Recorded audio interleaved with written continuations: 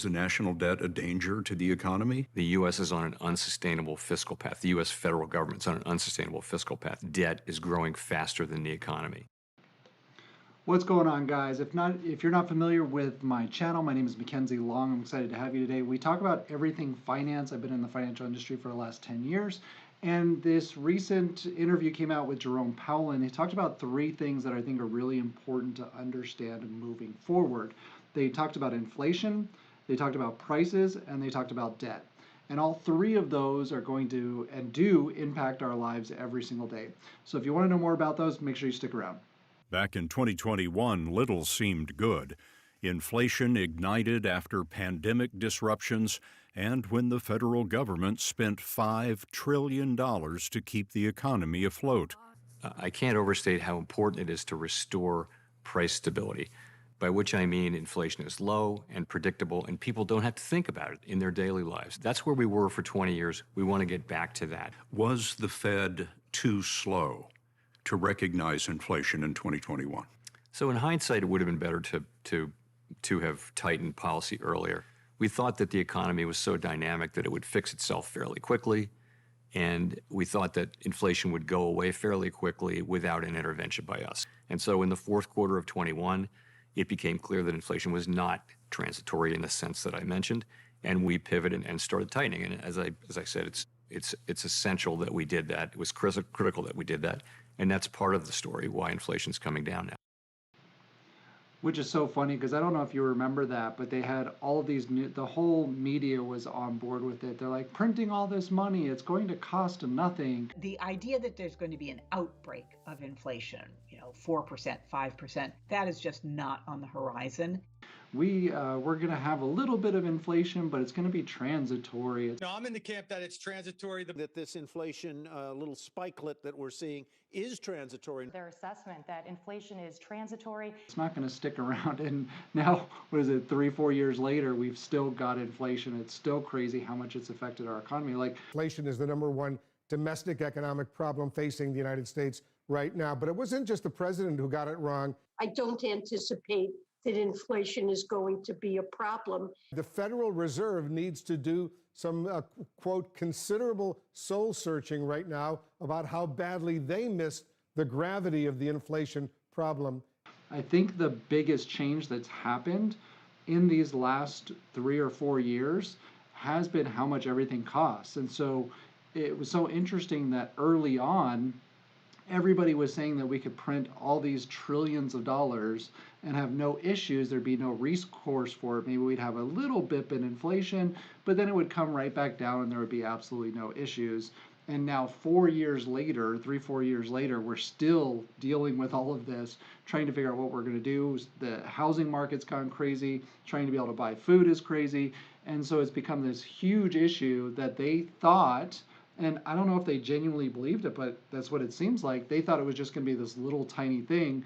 So it's kind of funny to hear them talk about this stuff when they kind of prove to us that they know little or nothing about what it is that they're actually supposed to be doing. So I thought that was kind of a unique take on what he was saying. Inflation is one thing, prices are another. And I wonder if there is any reason to believe that people will see the prices of things decline. So the prices of some things will decline, others will go up, but we don't expect to see a decline in the overall price level. That doesn't tend to happen in economies except in very negative circumstances. If you think about the basic necessities, things like bread and milk and eggs, prices are substantially higher than they were before the pandemic. And so we think that's a big reason why people have been relatively dissatisfied with what is otherwise a pretty good economy.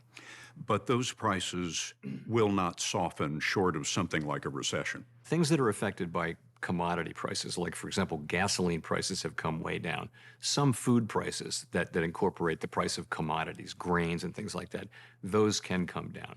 But the overall price level doesn't come down. So basically, don't expect there to be a huge change in the cost of things. We're basically going to have to try to lock that in and then adjust everything else to catch up with that, I suppose. I don't know how we're going to do that with the job market that we have. I don't really know how they're trying to make that work, but if we can at least stop prices from going up, and that's really what they're trying to do with limiting inflation, is that hopefully that will kind of lock in where the prices are now, and then maybe we can let things kind of catch up to that. Kind of part of the challenge with that, though, is that it's gone up so fast, so much. Like I've seen some of the rents of our clients have doubled basically over the last 2 or 3 years to go from paying $1,100-1,200 a month to $2,200, $2,300, $400 a month for maybe a 2 bedroom. That's a huge impact for the lower and the middle class, because they're the ones that don't own a home, and they're the ones that are trying to come in and purchase homes. So not only are they stuck with this rent that is terrible, their food costs are super high, their cost for the things that they use every single day is super high, and now he's saying that none of that is really going to change. They're not expecting any of those prices to drop. Maybe some things based on commodities, which like gasoline, which is also kind of fascinating because they said they couldn't control any of that. That was all Russia's fault.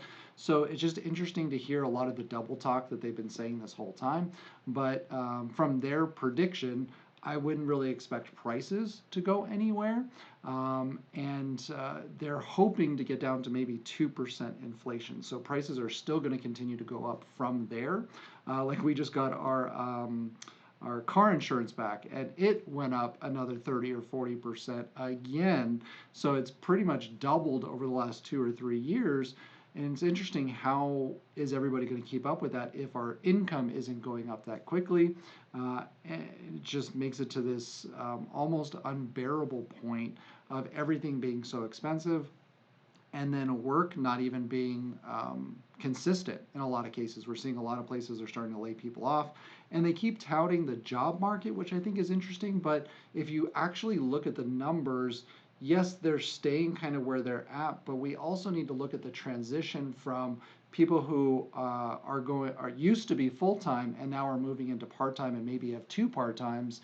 I think that's a significant shift in what's happened in the economy recently as well, which isn't helpful. Yes, there's the same number of jobs, but obviously the pay is going to be different. Everything else is going to be different with that. So to say that there's the same number of jobs, I think is a little bit deceptive in their speech as far as that goes as well. Another economic hangover after the pandemic is a sharp increase in the national debt.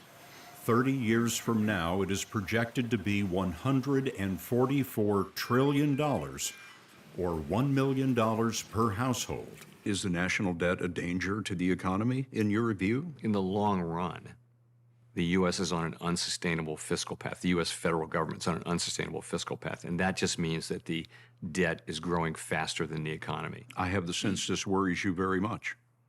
Over the long run, of course it does. You know, we're borrowing from future generations. It's time for us to get back to putting a priority on fiscal sustainability, and sooner is better than later.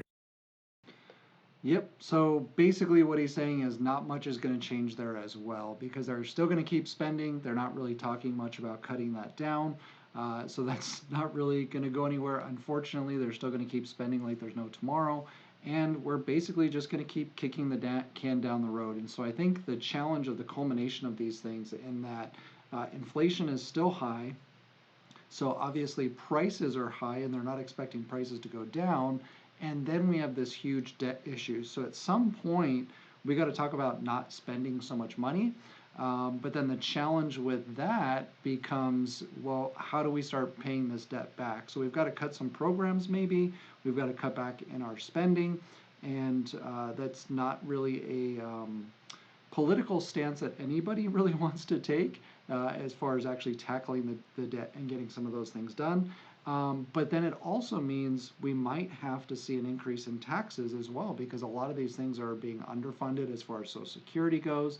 If we have any kind of dip in the economy as far as our unemployment rate, all of that stuff gets hurt really bad as well. So how do we sustain all of that without paying more towards the debt? And the way that we do that is through taxes. So although people are already really hurting, prices aren't going anywhere, inflation's going to continue to climb, we're going to have to look at a way to put more money towards the debt as well, as that continues to still spiral out of control. So I didn't mean for this to be a downer, but I think it's important to take kind of the points that he made in this video. And what was interesting is I ended up with about 3 minutes of actual good stuff from this clip, of a 17-minute clip. The rest of it was just a fluff piece. They would say, oh, the economy's doing so great, you've done such a great job, congratulations, let me pat you on the back. And then like a 30-second piece of like real stuff of what's actually going on, and then a little bit more of a puff piece, and you did such a great job with this, and people didn't really think that you were doing a good job, and blah blah blah blah, and then like 30 seconds more of